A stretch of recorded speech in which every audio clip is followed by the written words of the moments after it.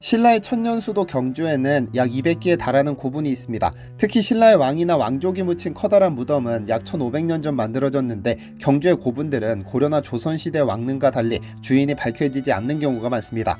그래서 주인을 모르는 고분을 총이라 부르는데 천마총, 금령총, 금관총, 황남대총 등등이 여전히 무덤의 주인을 찾지 못했죠.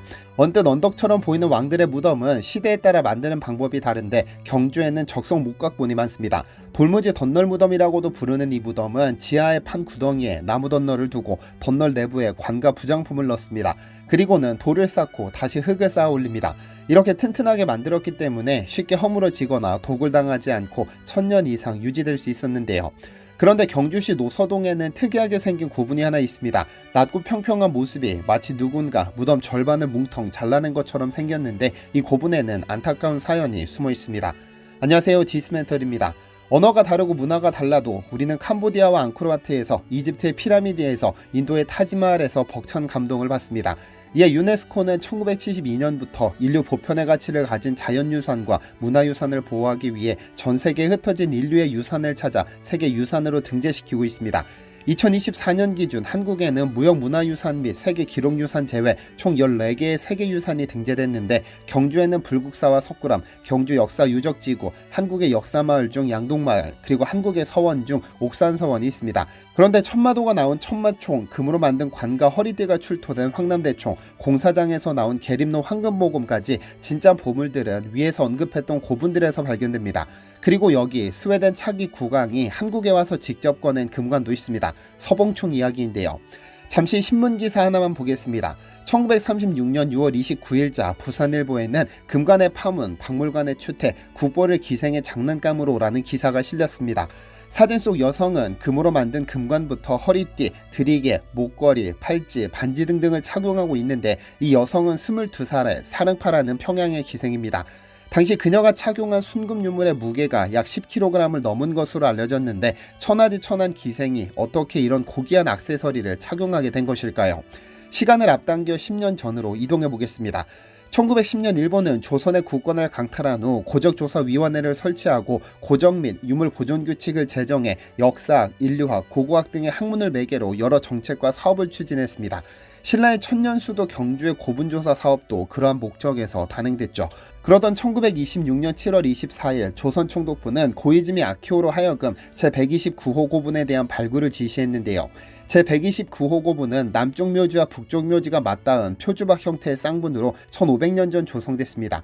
그런데 이 129호 고분에 서봉총이라는 이름이 붙게 된 것은 이 고분을 발굴하니 즉 고분에서 가장 귀한 금관을 꺼낸 인물이 스웨덴의 차기 국왕 구스타프 아돌프였기 때문입니다. 스웨덴의 한자식 표현인 서전에서 금관의 새 모양 장식을 봉황으로 봐 봉을 따 서봉총이라 이름 지었습니다. 1926년 당시 스웨덴의 구스타프 황태자 내외는 해외 순방 중이었습니다. 원래 부부는 뉴욕과 샌프란시스코 등을 둘러보고 일본으로 건너가 한참을 머문 후 조선을 거쳐 중국과 인도로 향하는 여정을 계획하고 있었습니다. 그런데 구스타프 황태자는 그간 그리스와 로마 발굴 현장을 누볐을 정도로 고고학자로서 명성이 상당했는데 아키오는 그의 이런 명성을 이용하기로 했습니다. 왜냐하면 당시 일본은 국제연맹의 출범 과정에서 창립 회원국이자 상임이사국이었는데 스웨덴과의 관계를 긍정적으로 가져가야 할 필요성이 있었으니까요. 이에 일부러 구스타프 황태자의 귀에 들리도록 1000년 전 묻힌 신라의 금관이 발견됐다며 큰 소리로 소문을 냈죠. 즉 129호분에서 금관이 발견됐음에도 흰천을 덮어 꺼내지 않고 구스타프 황태자로 하여금 직접 꺼내도록 자리를 마련했습니다.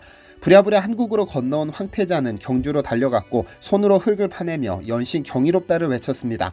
그리고 마침내 금관과 금제 허리띠 등을 손수 들어올리는 영광을 차지했죠. 거의 바닥에 완전히 엎드린 상태로 금관을 끌어낸 순간 황태자와 황태자비는 종교와 국적을 초월해 눈을 지그시 감고는 두 손을 합장하며 최고의 경의를 표했습니다. 금관의 정수리 부분에 3마리의 봉황이 장식되어 있어 서전에서 봉황의 봉을 따 서봉총이란 이름을 얻게 됐죠.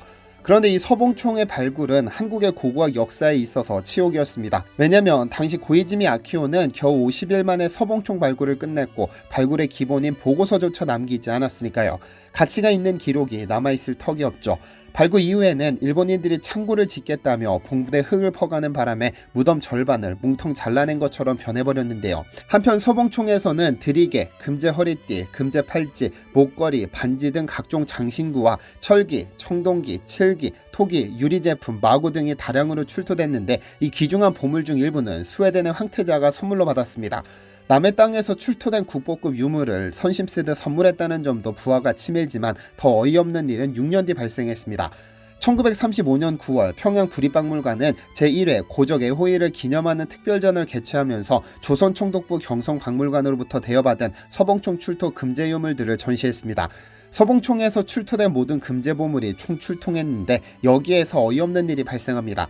당시 평양 박물관장은 서봉총 발굴을 주도한 고이즈미 아키오였는데 그는 전시 5일 전 평양 시내의 한 요정을 찾아 연회를 개최합니다. 술이 얼큰하게 오른 그는 자신이 발굴한 금관을 평양에 가져왔다며 이것을 여자에게 씌우고 사진을 찍어 책에 넣을 계획임을 밝히면서 너희 중에서 모델을 뽑으려 한다며 합석한 기생들에게 말했습니다. 그렇게 낙점된 여성이 위 기사 속 기생 차릉파입니다. 금관 모델로 뽑힌 차릉파는 옛날 고귀한 임금의 금관을 쓰게 됐다는 사실에 굉장히 기뻐했다고 하는데 다음날 박물관으로 쪼르르 달려간 그녀는 고이즈미를 비롯 10명이 모인 자리에서 30분 넘게 금유물을 착용했습니다. 마지막에는 금관까지 머리에 두른 후 박물관 카메라로 사진을 찍었는데 셔터를 누른 인물이 고이즈미였죠. 그는 이 왕관은 경주의 기생집 근방에서 발굴됐는데 지금도 기생이 쓰고 사진을 찍으니 왕관과 기생과는 어떤 인연이 있나 보다라고 말한 것으로 전해지는데 분노하지 않을 수 없는 말입니다. 1500년 전 찬란한 금관을 쓰고 안장된 신라의 귀족 누군가를 천하디천한 기생과 비교하며 모독하다니 분노를 금할 길이 없는데요.